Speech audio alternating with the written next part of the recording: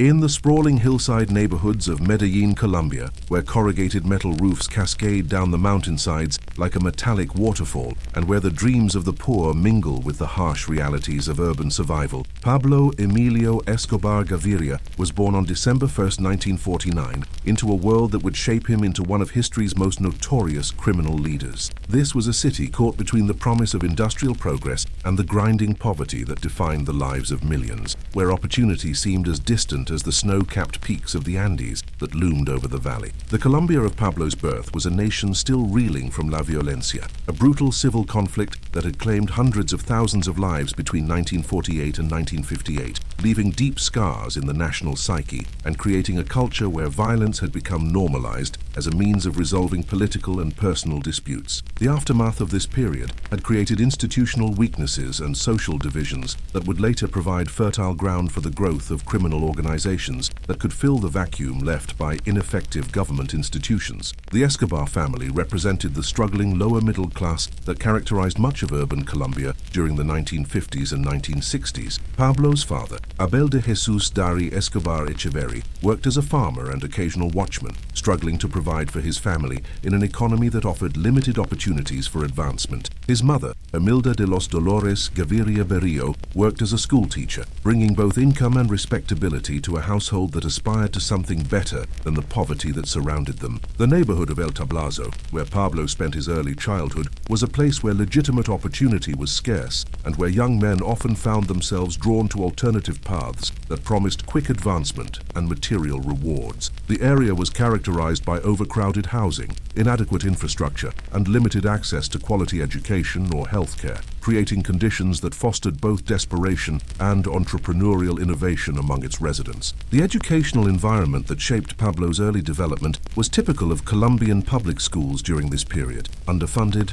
overcrowded, and staffed by teachers who struggled to maintain order while providing basic instruction to students who often came from households where survival took precedence over academic achievement. However, Pablo's mother's profession as an educator provided him with advantages that were unavailable to many of his peers, including exposure to books, ideas, and expectations that extended beyond the immediate circumstances of their neighborhood. Records from Pablo's elementary school years suggest a bright but restless child whose intelligence was evident to teachers, but whose attention was increasingly drawn to the more immediate rewards available through alternative paths. His academic performance was inconsistent, reflecting both his natural intelligence and his growing disinterest in formal education as a means of advancement. Teachers noted his charisma and natural leadership abilities, observing how other children gravitated toward him during playground activities and group projects. The cultural environment of Medellín during the 1960s was complex and contradictory, combining traditional Catholic values with a pragmatic acceptance of economic realities that often required creative approaches to survival and advancement. The city was experiencing rapid industrialization and population growth that created new opportunities while also exacerbating existing social tensions and inequalities. Pablo's adolescent years coincided with significant changes in Colombian society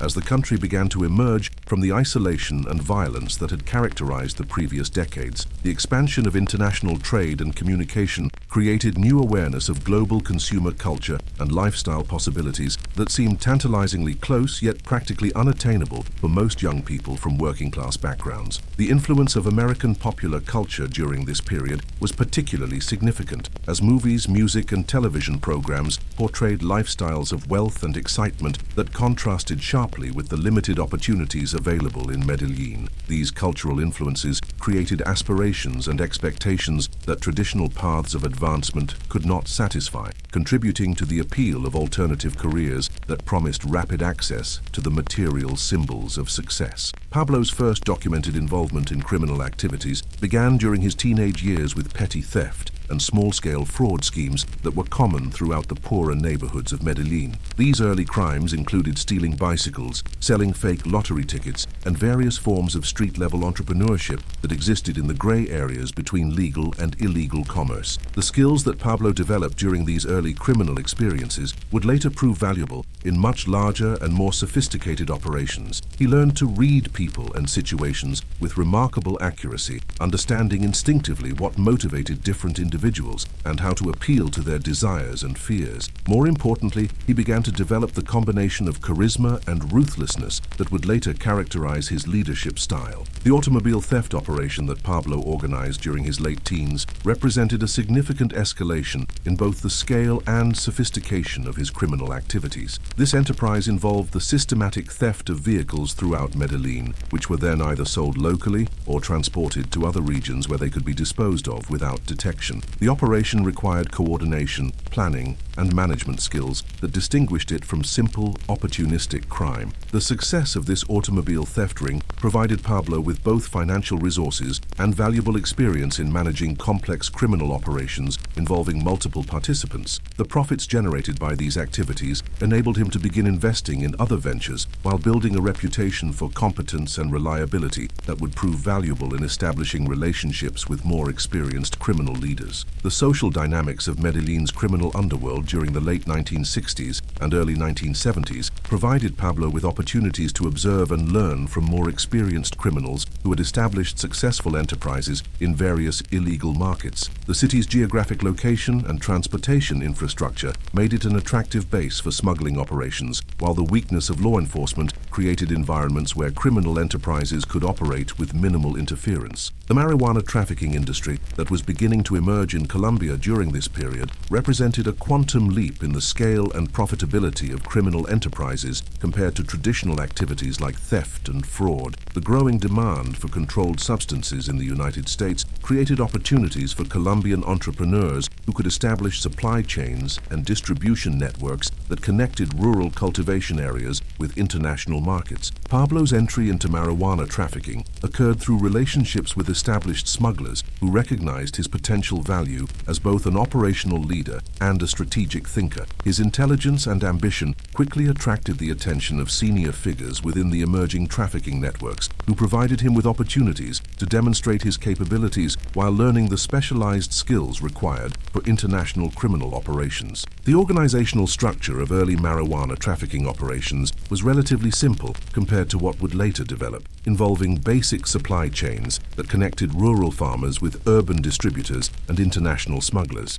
However, these operations required coordination, security, and financial management that exceeded the capabilities of traditional criminal activities, providing Pablo with education in business practices that would later prove applicable to much larger enterprises. The financial rewards associated with marijuana trafficking were enormous compared to anything Pablo had previously experienced, providing him with resources that enabled investment in expanded operations while also supporting a lifestyle that reflected his growing wealth and status. The contrast between the poverty of his childhood and the opportunities created by trafficking provided powerful motivation for continued expansion and diversification of his criminal activities. The law enforcement environment in Colombia during the early 1970s was characterized by limited resources, widespread corruption, and jurisdictional conflicts that created numerous opportunities for criminal enterprises to operate with minimal interference. Local police forces were often overwhelmed by the scope of illegal activities while being compromised by corruption that made effective enforcement nearly impossible. The geographic advantages that made Medellín attractive for legitimate business also benefited criminal enterprises, as the city's location in the Aburrá Valley provided access to multiple transportation routes, while the surrounding mountains offered natural protection for clandestine operations. The region's established infrastructure and commercial networks could be easily adapted for illegal purposes, creating synergies that benefited both types of economic activity. The political environment in Colombia during this period was characterized by elite competition and institutional weakness that created opportunities for non-state actors to accumulate power and influence through alternative means. The traditional political parties maintained control over formal government institutions, while often lacking the resources or legitimacy necessary to exercise effective authority throughout the national territory. The transformation of the international controlled substances market during the mid-1970s created unprecedented opportunities for ambitious Colombian entrepreneurs willing to accept the risks associated with cocaine trafficking. The shift from marijuana to cocaine represented a fundamental change in the nature nature of the business, as the new product offered much higher profit margins while requiring more sophisticated operational capabilities and security measures. Pablo's transition from marijuana to cocaine trafficking occurred gradually, as he recognized the enormous profit potential associated with the new market, while carefully building the relationships and capabilities necessary for success in a more complex and dangerous business environment. His intelligence and strategic thinking enabled him to understand the implications of this market transformation before many of his competitors, providing him with crucial advantages during the early phases of the cocaine boom. The Colombian cocaine industry during the late 1970s was characterized by rapid growth and intense competition, as numerous entrepreneurs sought to establish themselves in a market that offered extraordinary profits for those who could successfully navigate its challenges. The industry required specialized knowledge of international transportation, money laundering, and security that went far beyond the capabilities of traditional criminal activities. The organizational innovations that Pablo implemented during this period reflected his understanding that successful cocaine trafficking required business-like approaches to planning, coordination, and risk management. He began to develop systematic methods for managing supply chains, coordinating transportation, and maintaining security that would later become standard practices throughout the industry. The recruitment strategies that Pablo employed during the expansion of his operations focused on attracting individuals with specific skills and experience that could enhance his organization's capabilities. This approach represented a departure from traditional criminal recruitment methods that relied primarily on family connections and neighborhood relationships, reflecting his recognition that success in the cocaine industry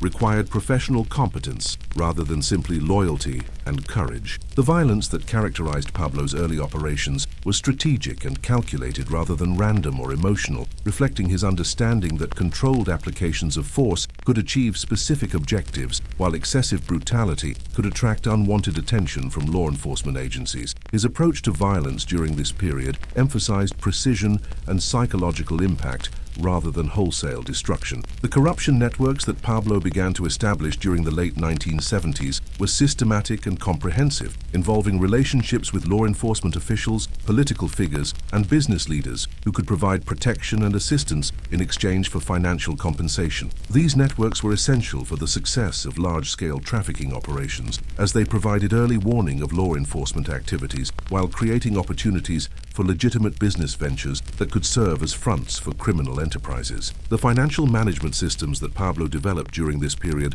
were sophisticated and secure, involving multiple layers of money laundering that converted criminal proceeds into apparently legitimate assets while minimizing exposure to financial investigations. These systems required expertise in banking, real estate, and business operations that demonstrated the evolution of his organization from a simple criminal group to a complex business enterprise. The international expansion of Pablo's operations during the late 1970s and early 1980s required sophisticated coordination and management capabilities that demonstrated his evolution from a regional criminal leader to a figure capable of competing in global markets. The establishment of relationships with suppliers, transporters, and distributors in multiple countries required diplomatic skills and strategic vision that distinguished him from criminals who focused only on local or regional operations. The legitimate businesses that Pablo established during this period served multiple functions within his broader criminal enterprise, providing cover for illegal activities while generating additional revenues and offering opportunities for money laundering. These enterprises included construction companies, transportation firms, and various service businesses that were integrated into his expanding criminal empire. The lifestyle that Pablo adopted during his rise to prominence reflected both his newfound wealth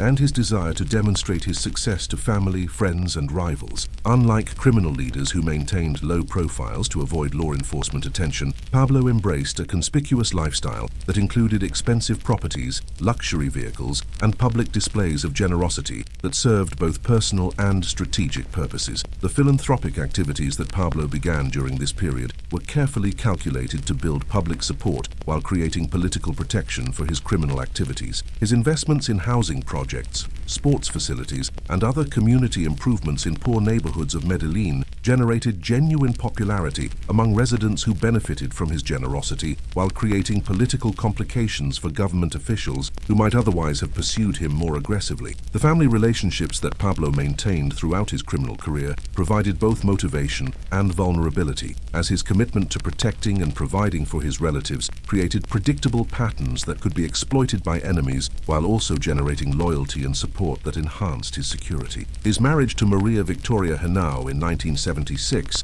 and the birth of his children created personal stakes that influenced his strategic decisions, while also providing hostages to fortune that could be targeted by rivals. The media attention that Pablo attracted during his rise to prominence was carefully managed through a combination of public relations efforts and intimidation that created an image of folk hero and ruthless criminal leader. His ability to manipulate public perception through strategic acts of generosity and displays of power demonstrated sophisticated understanding of psychological warfare and political dynamics. The territorial expansion that occurred during the early 1980s extended Pablo's influence beyond Medellín to include operations throughout Colombia and into neighboring countries, creating a network that spanned multiple jurisdictions and legal systems. This expansion required sophisticated coordination and management while creating new vulnerabilities to law enforcement pressure and rival challenges. The organizational culture that Pablo established within his emerging criminal empire emphasized loyalty, competence, and absolute obedience to his authority, while providing substantial rewards for those who demonstrated effectiveness and reliability. The combination of generous compensation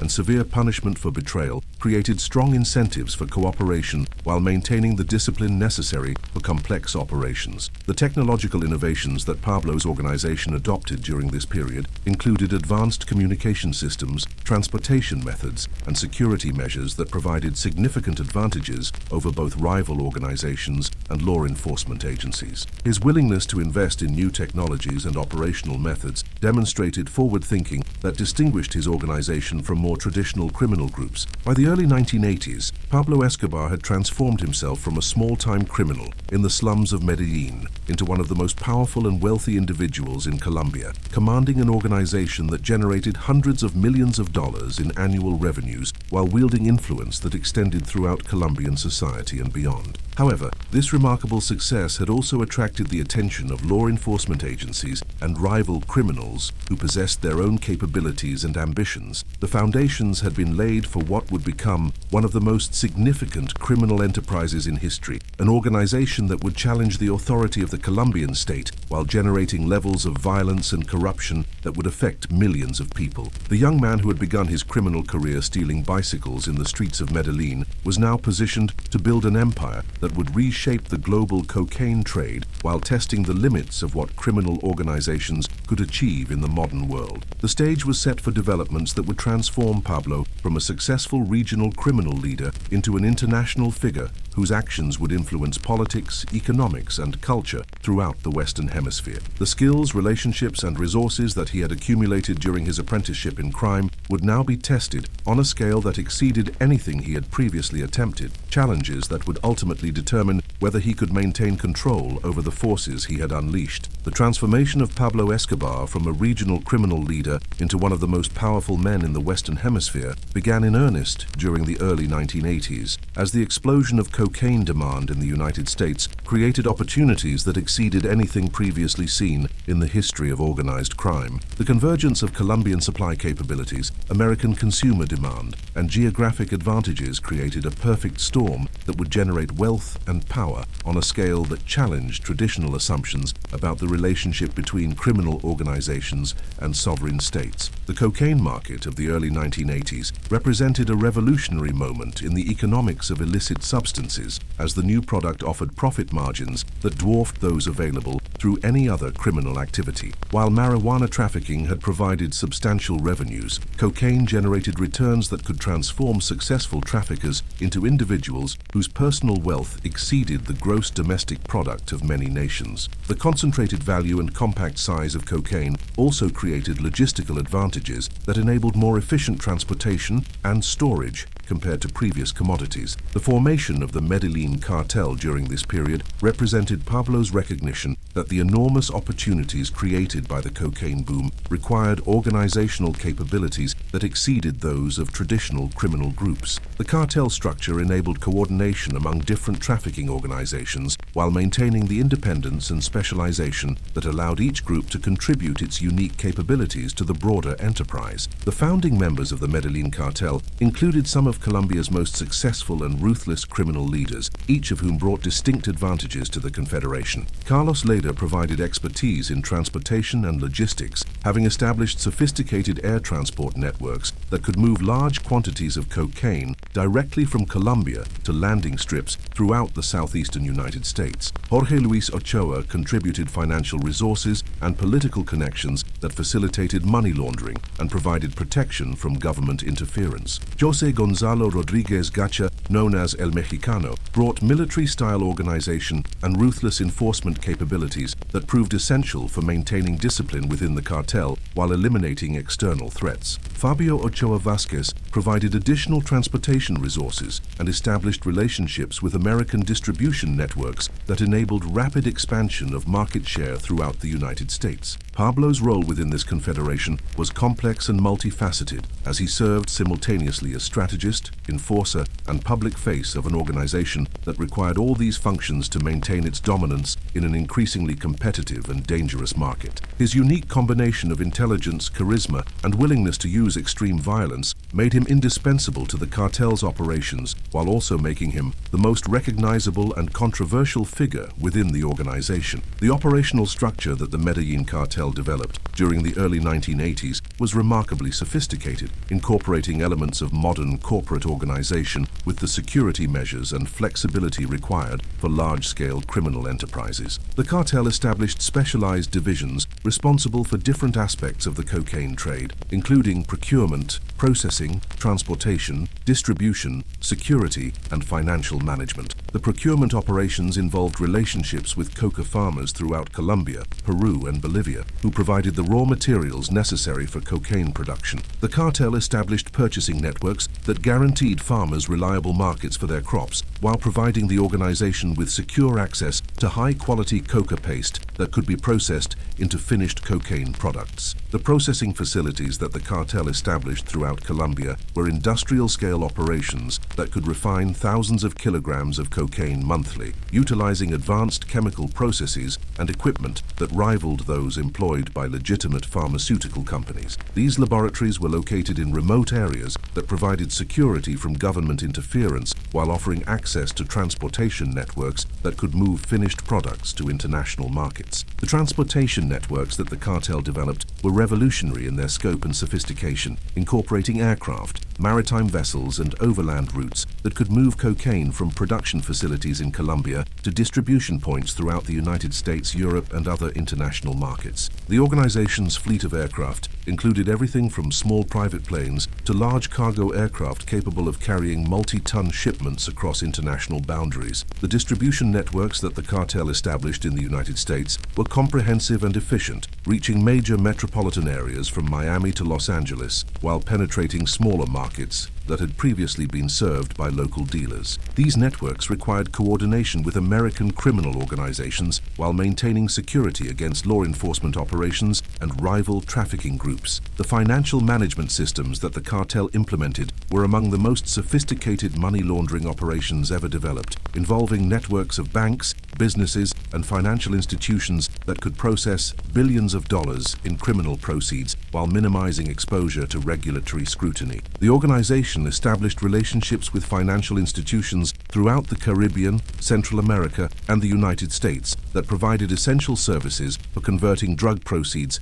into legitimate assets. The real estate investments that Pablo made during this period were staggering in their scope and value, including properties throughout Colombia, the United States, and other countries that served both as repositories for wealth and as operational bases for criminal activities. His portfolio included ranches, urban properties, and commercial developments that demonstrated both his extraordinary wealth and his vision for long-term asset security. The most famous of Pablo's properties was Hacienda Nápoles, a vast estate that that encompassed over 7,000 acres and included a private zoo, airstrip, and recreational facilities that rivaled those of legitimate resorts. The estate served as both a family retreat and a symbol of Pablo's wealth and power, demonstrating to visitors and rivals alike the extraordinary resources at his disposal. The security measures that Pablo implemented for his properties and operations were military-grade installations that included advanced surveillance systems, communications equipment, and defensive fortifications that could withstand attacks by rival organizations or government forces. His personal security detail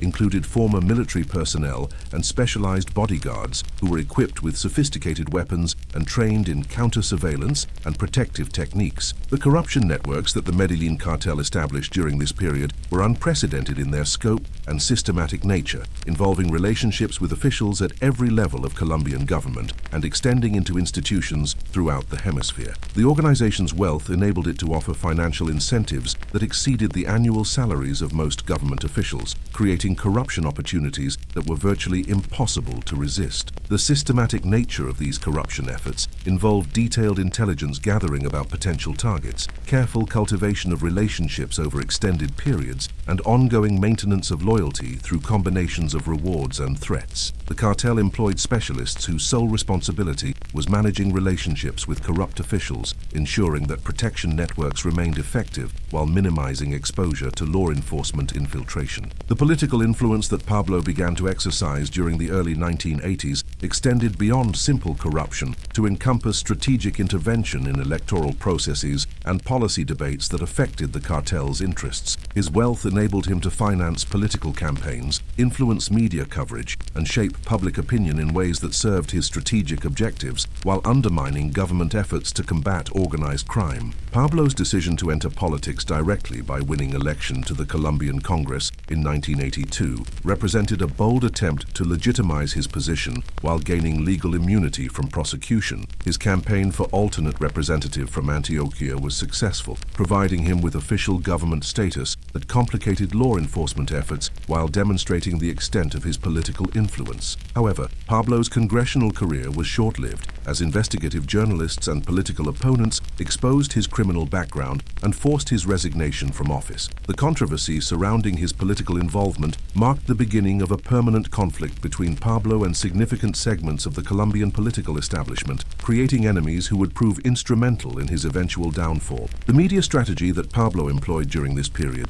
was sophisticated and multifaceted, involving both public relations efforts designed to cultivate a positive image and intimidation campaigns against journalists and media outlets that reported critically on his activities. His approach to media relations demonstrated understanding of the importance of public perception in maintaining political protection while deterring investigative reporting. The philanthropic activities that Pablo expanded during the height of his power were strategic investments designed to build popular support while creating political complications for government officials who might pursue him. His construction of housing projects, soccer fields, and other community improvements in poor neighborhoods of Medellín generated genuine popularity that provided protection against government action while enhancing his reputation as a folk hero. The violence that characterized the Medellín cartel's operations during this period was systematic and strategic, designed to eliminate threats while demonstrating the organization's power and resolve to potential enemies. The cartel's enforcement activities included targeted assassinations of rivals, law enforcement officials, and political figures who threatened the organization's interests, while also employing terrorism against civilian targets to create political pressure for policy changes. The assassination of Minister of Justice Rodrigo Lara Bonilla in April 1984 marked a watershed moment in the conflict between the Medellín cartel and the Colombian government, as it demonstrated Pablo's willingness to target high-ranking government officials while triggering an unprecedented law enforcement response. The minister's death, ordered by Pablo in retaliation for his anti-drug policies, created political pressures that forced the government to abandon its previously tolerant approach to organized crime. The government crackdown that followed Lara Bonilla's assassination included the destruction of numerous cartel laboratories, the seizure of aircraft and other assets, and the arrest of hundreds of cartel associates. However, these enforcement efforts also demonstrated the limitations of traditional law enforcement approaches against an organization that possessed virtually virtually unlimited financial resources and sophisticated security capabilities. The extradition crisis that emerged during this period became the defining conflict of Pablo's career, as he recognized that transfer to United States custody would effectively end his criminal empire while subjecting him to prison conditions that he could not control through corruption or intimidation. His campaign against extradition involved legal challenges, political lobbying, and systematic terrorism designed to force the Colombian government to abandon its extradition treaty with the United States. The constitutional convention that Pablo helped orchestrate in 1991 represented the culmination of his anti-extradition campaign, as the new constitution included provisions that prohibited the extradition of Colombian nationals for crimes committed within the country. This legal victory provided Pablo with protection against his greatest fear, while demonstrating the extent of his political influence and strategic planning capabilities. The international expansion of the Medellín cartel's operations during this period extended the organization's reach into markets throughout Europe, Asia, and other regions where cocaine demand was growing rapidly. The cartel established relationships with criminal organizations in multiple countries while developing transportation and distribution networks that could serve global markets. The technological innovations that the cartel adopted during the 1980s included advanced communication systems, sophisticated transportation methods, and security technologies that provided significant advantages over law enforcement agencies. The organization's investment in technology demonstrated forward thinking that enabled it to maintain operational effectiveness despite increasing government pressure. The money laundering operations that the cartel developed during this period were among the most sophisticated financial systems ever created by criminal organizations,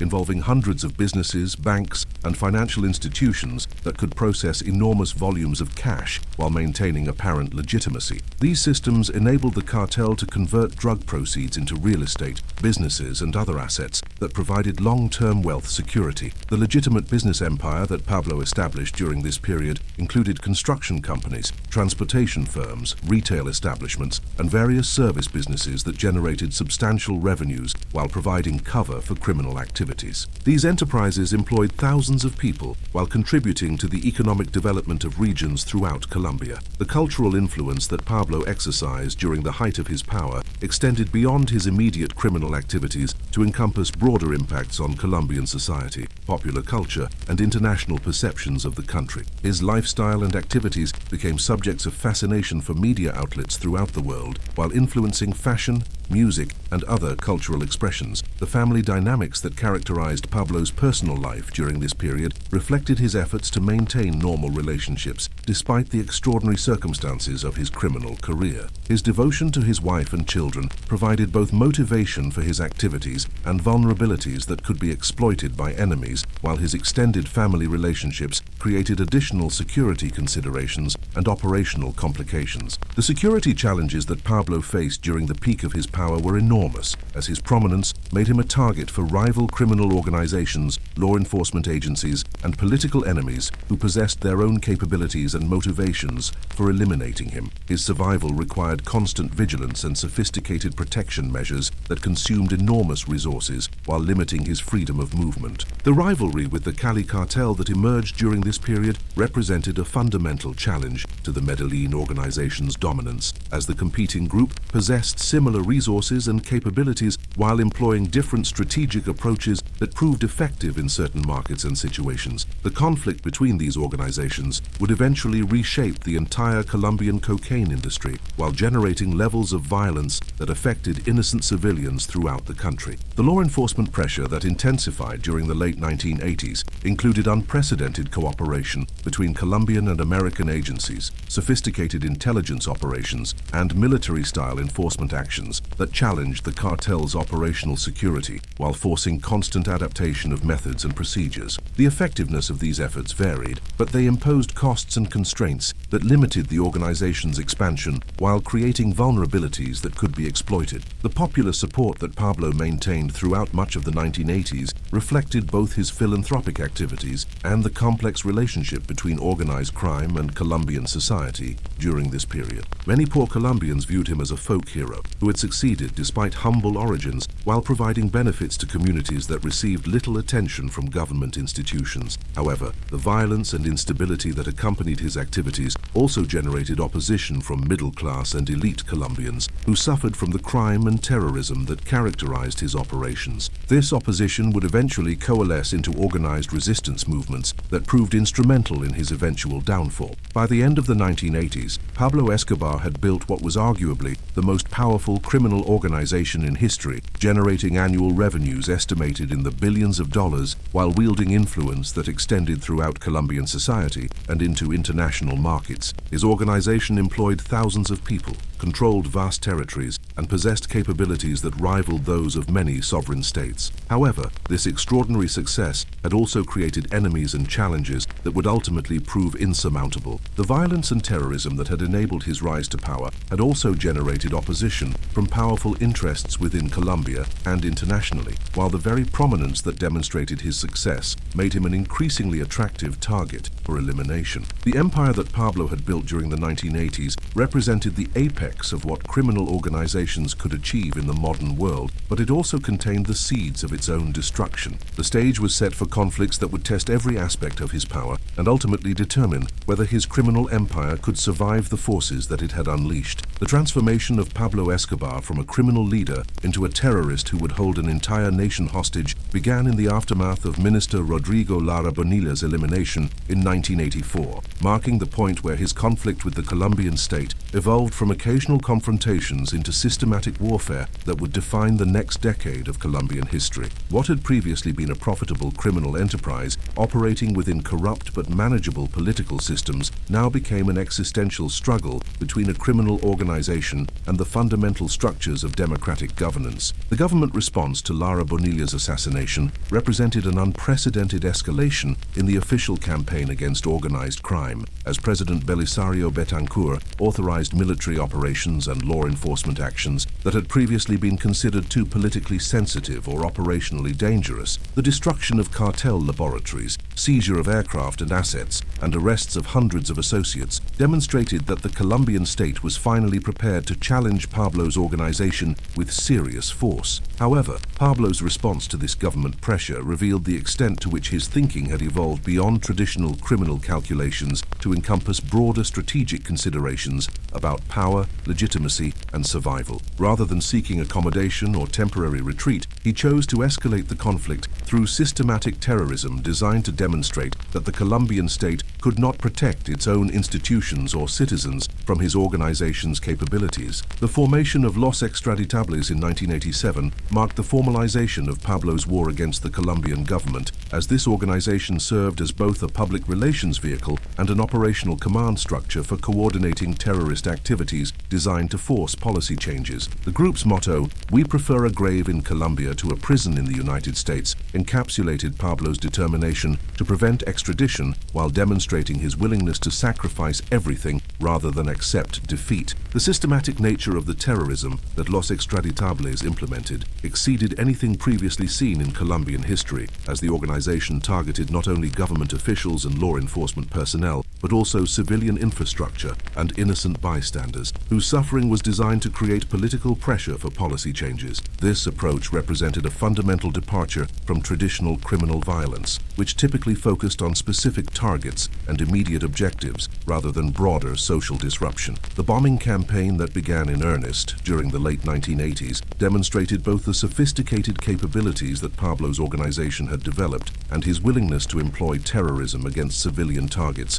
to achieve political objectives. The explosions that occurred throughout Bogotá, Medellín, and other cities targeted government buildings, commercial establishments, and public transportation systems that served ordinary Colombians who had no direct involvement in the conflict. The technical sophistication of these explosive devices reflected the military-grade expertise that Pablo had acquired through recruitment of former military personnel and relationships with international weapons suppliers who provided access to advanced ordnance and demolition techniques. The precision and destructive power of these attacks demonstrated capabilities that exceeded those of many guerrilla organizations while creating terror that affected millions of Colombians. The psychological impact of this bombing campaign extended far beyond the immediate casualties and property damage, as it demonstrated to the Colombian public that their government could not protect them from an organization that possessed both the will and capability to strike anywhere at any time. The randomness of many attacks created pervasive fear that affected daily life throughout the country while undermining confidence in democratic institutions. The assassination campaign that accompanied the bombing operations targeted specific individuals whose elimination served Pablo's strategic objectives while sending messages to potential opponents about the consequences of resistance. The systematic targeting of judges, prosecutors, law enforcement officials, and political figures created a climate of fear that paralyzed much of the Colombian justice system while demonstrating the futility of conventional legal approaches to combating his organization.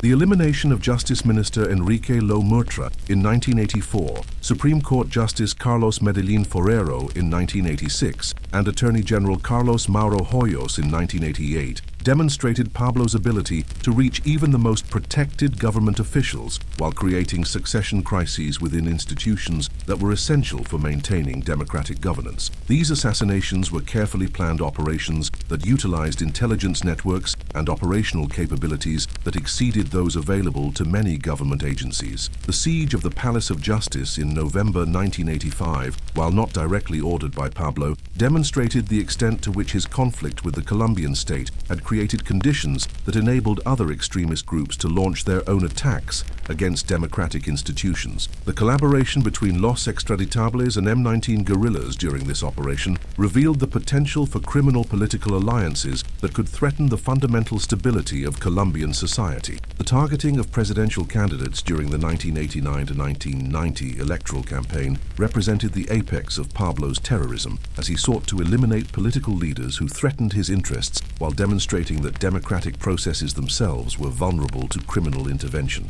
The eliminations of Luis Carlos Galán, Bernardo Jaramillo Ossa, and Carlos Pizarro León Gómez created constitutional crises while forcing survivors to campaign under extraordinary security conditions that limited their ability to connect with voters. The systematic intimidation of electoral participants extended beyond candidates to include journalists, activists, and ordinary citizens who supported anti-crime policies, creating an environment where democratic participation became physically dangerous for those who opposed Pablo's interests. This intimidation campaign demonstrated his understanding that controlling political outcomes required more than simply eliminating individual leaders. It required creating fear that would suppress opposition at all levels of society. The kidnapping operations that Pablo implemented during this period served multiple strategic functions, as they provided both leverage for negotiations and sources of revenue, while demonstrating his ability to reach prominent figures despite their security precautions. The abductions of journalists, politicians, and business leaders created ongoing crises that dominated media attention, while forcing government officials to consider concessions that might secure the victims' release. The most significant of these kidnapping operations involved Diana Turbe, daughter of former President Julio César Turbe, whose capture in 1990 created a national crisis that demonstrated Pablo's ability to threaten even the most prominent Colombian families. Her subsequent death during a rescue attempt served Pablo's purposes by demonstrating the risks associated with government enforcement actions while generating public sympathy for his demands. The negotiation tactics that Pablo employed during these kidnapping crises revealed his sophisticated understanding of media manipulation and political psychology, as he used the victims' suffering to generate pressure for policy changes while positioning himself as a reasonable negotiator who sought only justice and protection from extradition. His ability to maintain public sympathy, despite the obvious criminality of his actions, demonstrated remarkable skill in managing public perception. The drug terrorism that characterized this period extended beyond Colombia's borders to include attacks in the United States and other countries where Pablo's organization operated, demonstrating his willingness to internationalize the conflict when necessary to achieve his objectives. The bombing of an Avianca flight in 1989, which eliminated 107 innocent passengers in an unsuccessful attempt to target a single political figure, represented an unprecedented escalation that shocked international opinion while demonstrating the global implications of his war against the Colombian state. The law enforcement response to this escalating terrorism included the creation creation of specialized units designed specifically to combat Pablo's organization, including the elite core of the national police and intelligence operations that utilized unprecedented cooperation between Colombian and international agencies. However, these efforts were hampered by corruption, security leaks, and the superior resources available to Pablo's organization. The search block, or bloque de búsqueda, represented the Colombian government's most serious attempt to capture or eliminate Pablo through coordinated military and police operations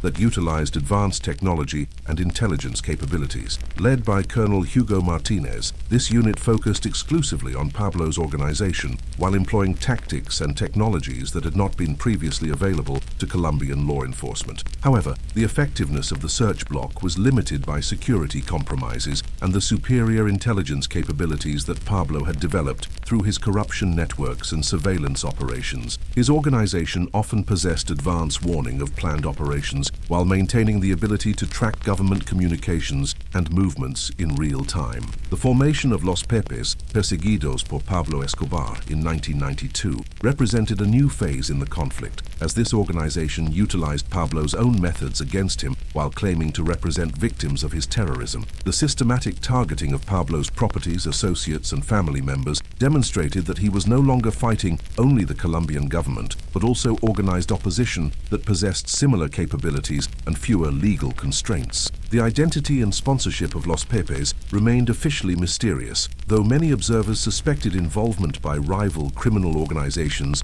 government agencies, and international intelligence services that had their own reasons for wanting Pablo eliminated. The group's operations demonstrated professional competence and access to information that suggested official support or tolerance for their activities. The psychological pressure that Los Pepes created for Pablo was enormous, as the organization targeted not only his criminal associates, but also his extended family members and personal properties that represented both his wealth and his emotional attachments. The destruction of his beloved Hacienda Nápoles and other symbolic properties demonstrated that his enemies possessed both the capability and determination to strike at everything he valued. The evolution of Pablo's public image during this period reflected the impact of his terrorism on Colombian public opinion, as many citizens who had previously viewed him as a folk hero began to recognize the extent to which his activities were destroying their country's stability and international reputation. The randomness of his violence and its impact on innocent civilians gradually eroded the popular support that had previously provided political protection for his activities. The media strategy that Pablo employed during this violent period became increasingly desperate and contradictory as he sought to maintain his image as a patriotic Colombian defending national sovereignty while simultaneously employing terrorism that obviously harmed innocent Colombians. His communications with journalists and politicians revealed a man who was losing touch with political reality while becoming increasingly isolated from former allies and supporters. The international isolation that resulted from Pablo's terrorism extended beyond law enforcement cooperation to include diplomatic pressure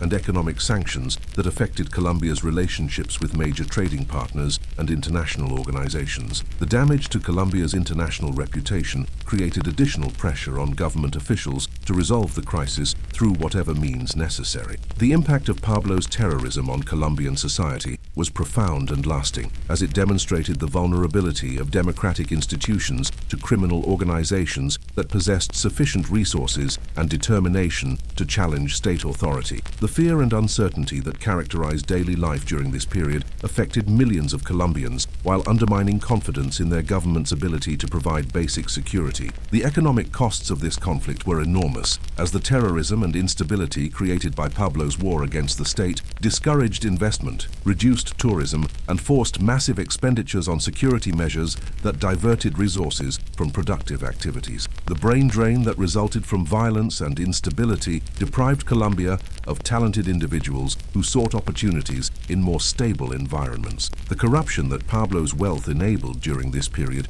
reached unprecedented levels, as his organization possessed resources that exceeded the annual budgets of most government institutions while being able to offer individual officials compensation that exceeded their lifetime earnings. This systematic corruption undermined the effectiveness of government responses while creating institutional weaknesses that persisted long after Pablo's death. The military escalation that occurred during the early 1990s included the deployment of regular army units in operations traditionally handled by police forces, reflecting recognition that Pablo's organization possessed capabilities that exceeded those of conventional criminal groups. However, military involvement in domestic law enforcement created additional complications related to human rights, civil liberties, and the appropriate role of armed forces in democratic societies. The intelligence war that characterized this period involved sophisticated operations by multiple agencies and organizations that sought to penetrate Pablo's security networks while protecting their own operations from his extensive surveillance capabilities. The success of these efforts varied, but they imposed costs and constraints that limited Pablo's operational freedom while providing information that could be used in enforcement operations. The negotiation attempts that occurred sporadically throughout this period reflected recognition by both sides that the conflict was imposing unsustainable costs while offering little prospect for decisive victory through violence alone. However, these negotiations were complicated by fundamental disagreements about Pablo's fate and the extent to which criminal organizations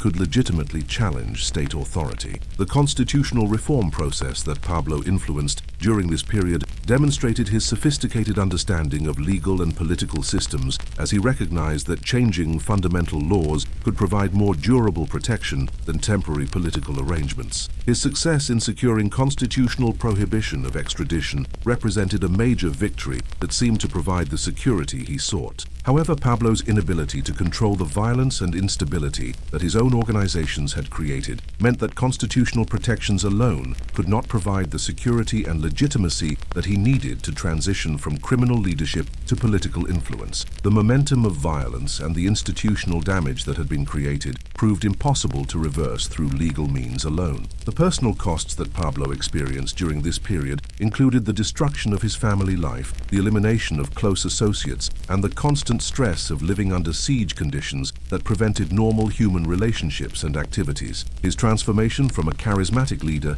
to an isolated fugitive reflected the psychological toll of sustained conflict and the impossibility of maintaining normal life while conducting systematic warfare against an entire society. The technological innovations that Pablo's organization employed during this conflict included advanced communication systems, surveillance equipment, and weapons that provided tactical advantages while demonstrating the resources available to criminal organizations that possess sufficient financial capabilities. However, these same technologies also created vulnerabilities that could be exploited by law enforcement agencies with similar capabilities. The international dimensions of this conflict extended beyond Colombia to affect neighboring countries and major powers that had strategic interests in regional stability and narcotics control. The terrorism and instability that Pablo created had implications for international security while demonstrating the potential for criminal organizations to challenge not only individual governments but broader international systems. By the early 1990s, Pablo Escobar had succeeded in demonstrating that criminal organizations could challenge the fundamental authority of democratic states when they possessed sufficient resources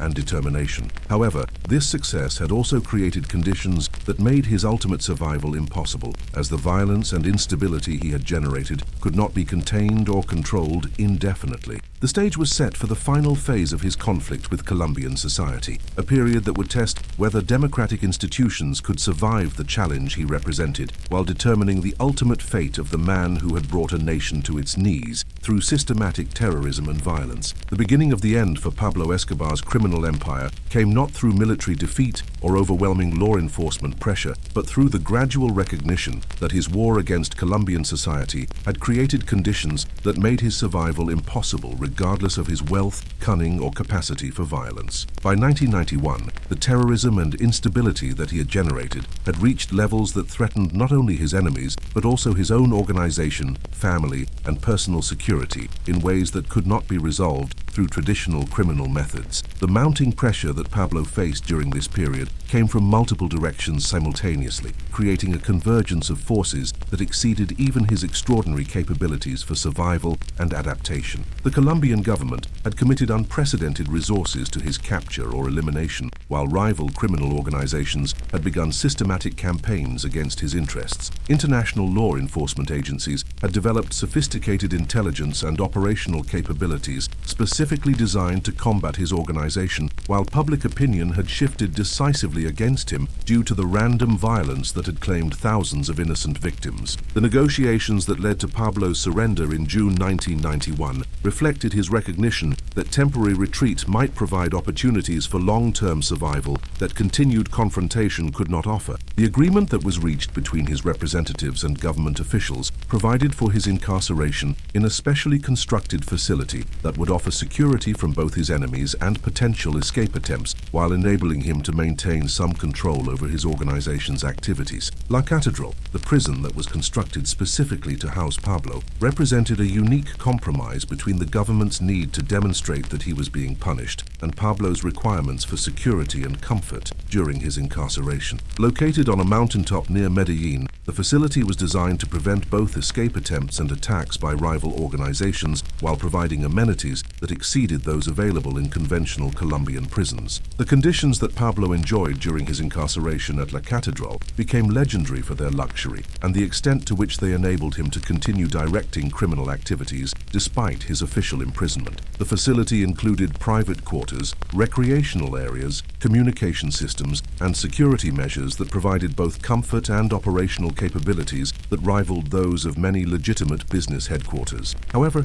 the most significant aspect of Pablo's imprisonment was not the physical conditions he enjoyed, but the extent to which he was able to maintain control over his criminal organization while officially removed from active leadership. Intelligence reports indicated that he continued to coordinate trafficking operations, authorize eliminations, and manage financial affairs through a combination of visitor access, communication systems, and intermediaries who carried his instructions to external operators. The scandal that erupted in July 1992, when government officials discovered the extent to which Pablo had been operating his criminal enterprise from within La Catedral, created a political crisis that forced President Cesar Gaviria to authorize his transfer to a conventional prison facility. The revelation that Pablo had been conducting business meetings, celebrating parties, and even bringing victims to the prison for torture and elimination demonstrated that the incarceration arrangement had failed to achieve its intended objectives. Pablo's escape from La Catedral during the government's attempt to transfer him to more secure facilities marked the beginning of the final phase of his conflict with Colombian society. The dramatic flight from the prison, which involved coordination with armed associates and advance intelligence about government plans, demonstrated that his organization retained sophisticated operational capabilities despite the pressure it had been experiencing. The manhunt that was launched following Pablo's escape represented the largest and most intensive law enforcement operation in Colombian history,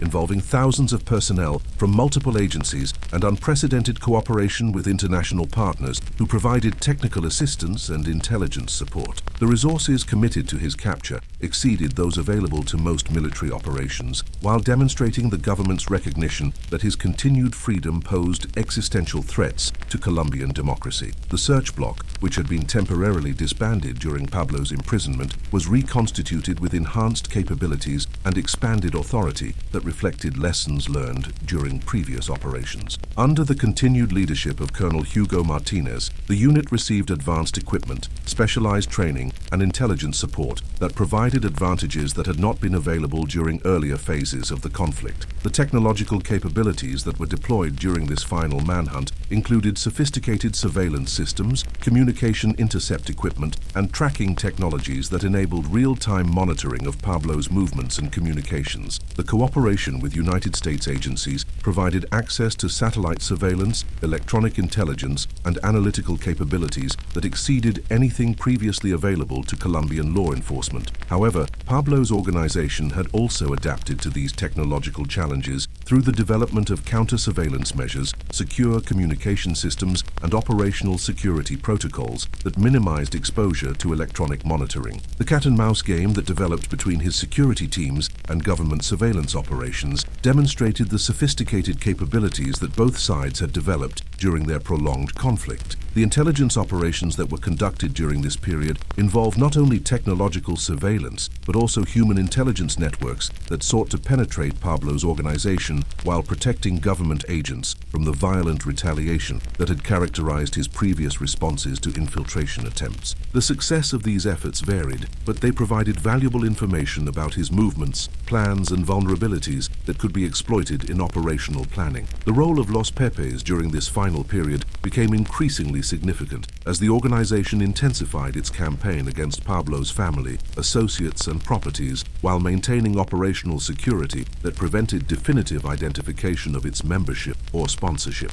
The systematic targeting of his support network created pressures that forced Pablo to divert resources to defensive measures while reducing the reliability of his intelligence and logistical capabilities. The elimination of Pablo's associates by Los Pepes was conducted with professional competence that suggested official training and support, while the organization's ability to locate and target individuals who had previously operated in security demonstrated access to intelligence that exceeded what civilian groups typically possessed. The psychological pressure created by these operations was enormous, as Pablo's remaining followers recognized that their association with him had made them targets for elimination, regardless of their specific roles or responsibilities. The destruction of Pablo's properties by Los Pepes served both practical and symbolic functions, as it reduced his operational capabilities while demonstrating that his wealth and status provided no protection against organized opposition. The bombing of his luxury homes, ranches, and business properties eliminated safe houses and communication centers while sending clear messages about the futility of continued resistance. The pressure on Pablo's family members represented a particularly effective tactic,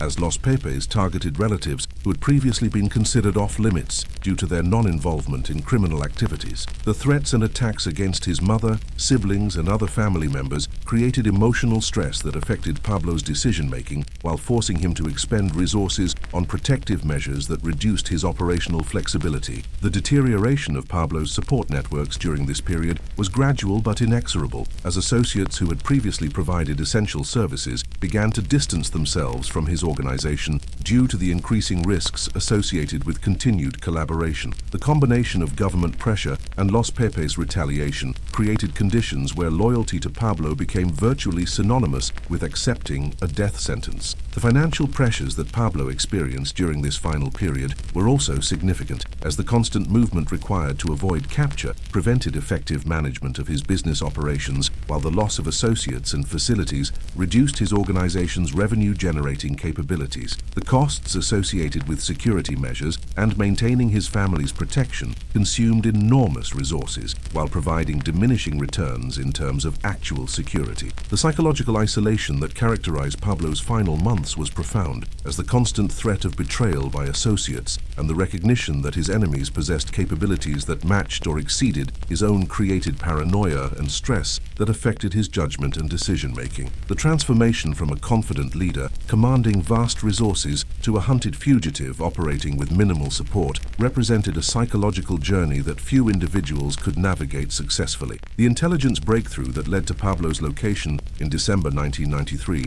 resulted from a combination of electronic surveillance, human intelligence, and analytical work that demonstrated the effectiveness of sustained, well-resourced law enforcement efforts against even the most sophisticated criminal organizations. The intercept of communications between Pablo and his son provided the crucial information that enabled authorities to identify his location with sufficient precision to plan a successful operation. The final operation that resulted in Pablo's death on December 2, 1993, involved coordinated actions by multiple units that surrounded the Medellín neighborhood where intelligence indicated he was hiding. The tactical approach reflected lessons learned from previous operations that had failed due to security leaks, inadequate coordination, or insufficient force deployment. The rooftop chase that preceded Pablo's death became one of the most iconic moments in the history of law enforcement operations against organized crime, as it symbolized both the dramatic nature of his final moments and the extent to which his empire had been reduced to a single individual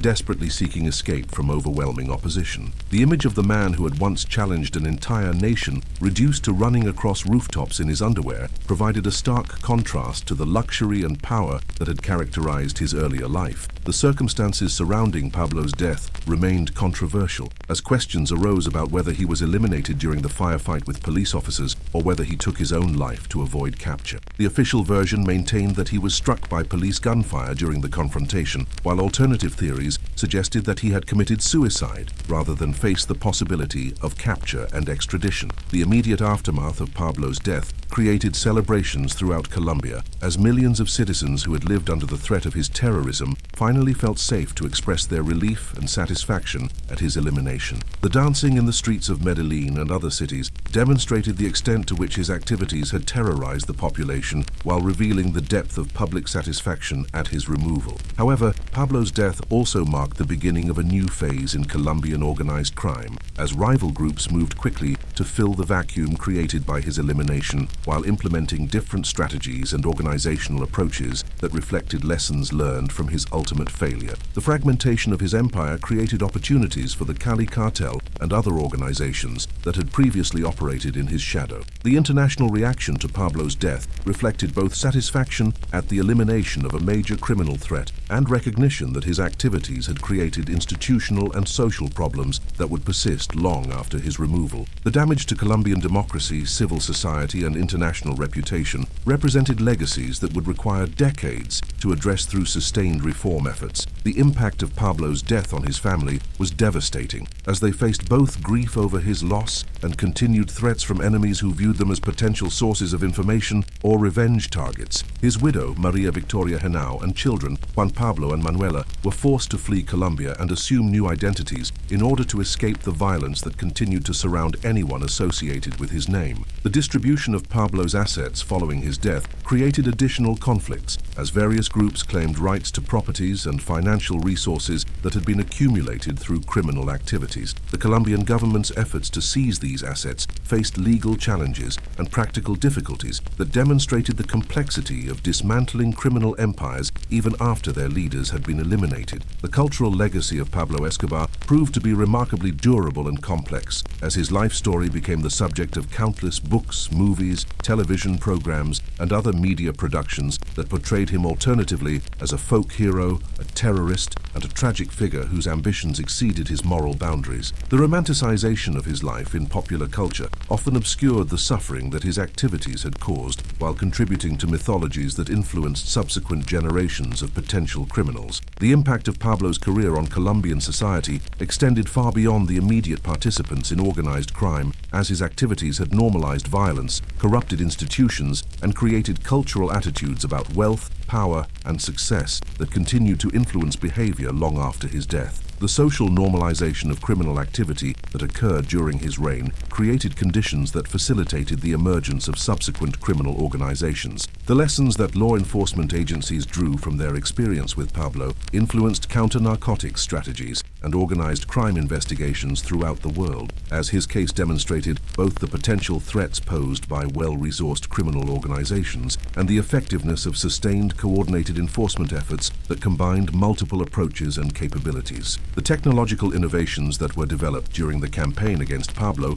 including surveillance systems, communication intercept capabilities, and analytical techniques, became standard tools for law enforcement agencies facing similar challenges from sophisticated criminal organizations. The precedents established during his case influenced legal frameworks and operational procedures that were adopted by agencies throughout the hemisphere. The diplomatic implications of Pablo's career affected Colombia's relationships with other countries for decades, as the violence and instability that he had generated created perceptions of Colombia as a failed state that required international intervention and assistance. The damage to Colombia's international reputation had economic and political consequences that persisted long after the immediate security threats had been addressed. The academic study of Pablo's case provided insights into the relationships between organized crime, political institutions, and and social development that influenced policy debates and theoretical frameworks throughout the social sciences. His career became a case study in the limits of state power, the role of violence in political competition,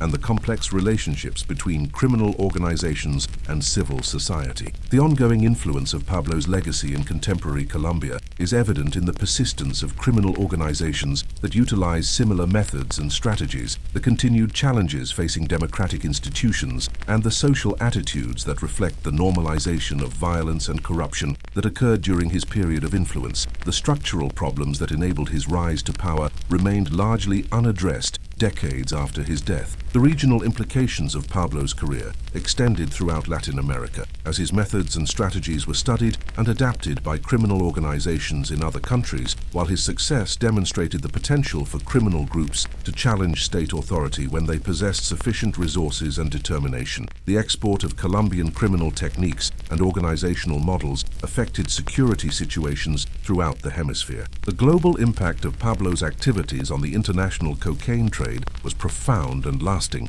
as his innovations in production, transportation, and distribution created market structures and operational methods that continued to influence the industry long after his elimination. The scale and sophistication of the networks that he established provided templates that were utilized by subsequent trafficking organizations. The human costs associated with Pablo's career were staggering, as conservative estimates suggest that his organization was responsible for thousands of deaths, while his terrorism and violence affected millions of Colombians who lived under the constant threat of random attacks. The psychological trauma created by his activities had intergenerational effects that influenced Colombian society for decades. The economic costs of Pablo's war against Colombian society included not only the immediate expenses associated with law enforcement and security measures, but also the long-term impacts on investment, development, and international competitiveness that resulted from the instability and violence that characterized his period of influence. The opportunity costs associated with resources diverted to security rather than productive activities were enormous. As we reflect on the life and death of Pablo Escobar, we are confronted with a sobering reminder of the potential for individual ambition unconstrained by moral boundaries to create suffering and destruction on a massive scale.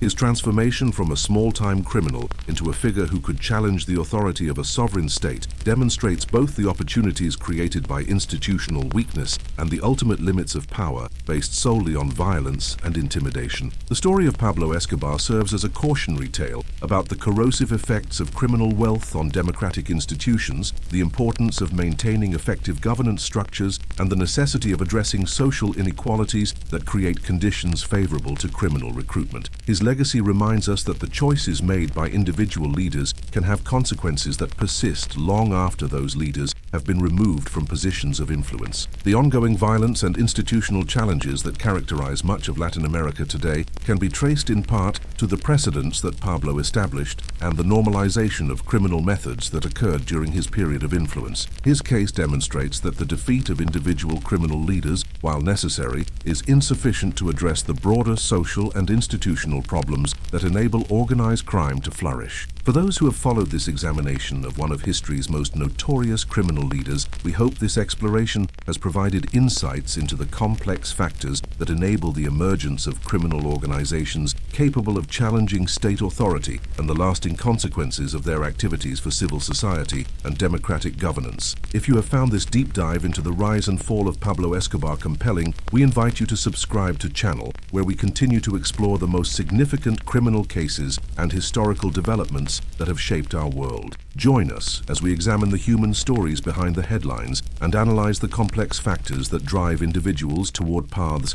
that ultimately lead to tragedy and destruction.